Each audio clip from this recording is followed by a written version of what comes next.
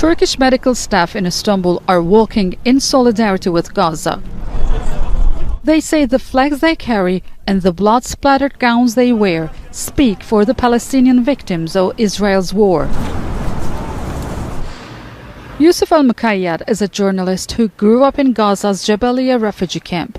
He fled the horrors of war 2 years ago and settled in Istanbul. This is me, my mom, my dad. On the night of October the 14th, a week into Israel's offensive, he lost 21 relatives in Gaza, 12 of them members of his immediate family. He says they had left the north and taken refuge in Al-Nusayrat refugee camp in central Gaza, but that too was bombarded.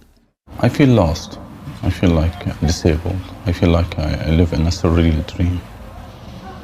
I feel like Earth is not safer or flat. It is just unjust. It is unjust. And the pain I live in is beyond the human capacity.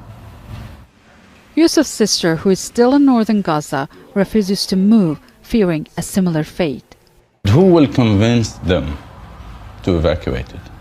Because my family did, and they got bombed in the south.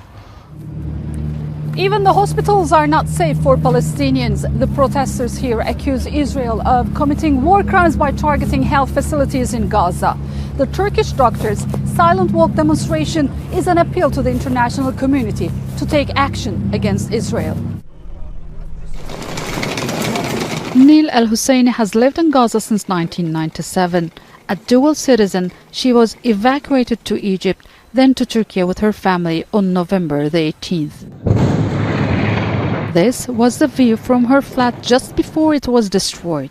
The family left when they heard Israeli forces would be targeting their neighborhood. Nil says she packed up 27 years of memories into a small backpack and cried all the way along the so-called safe corridor to the south. We were hit on what was supposed to be the safe route. Thankfully nothing happened, but they did hit people before us. We saw corpses and body parts, some of which were covered. There was a heavy smell. There are many dead people buried beneath the rubble, and they are unable to extract them. They may not be in Gaza anymore, but these Palestinians feel pain and loss just as acutely. Some watch anxiously at what is unfolding back home, while others focus on their loved ones who have survived.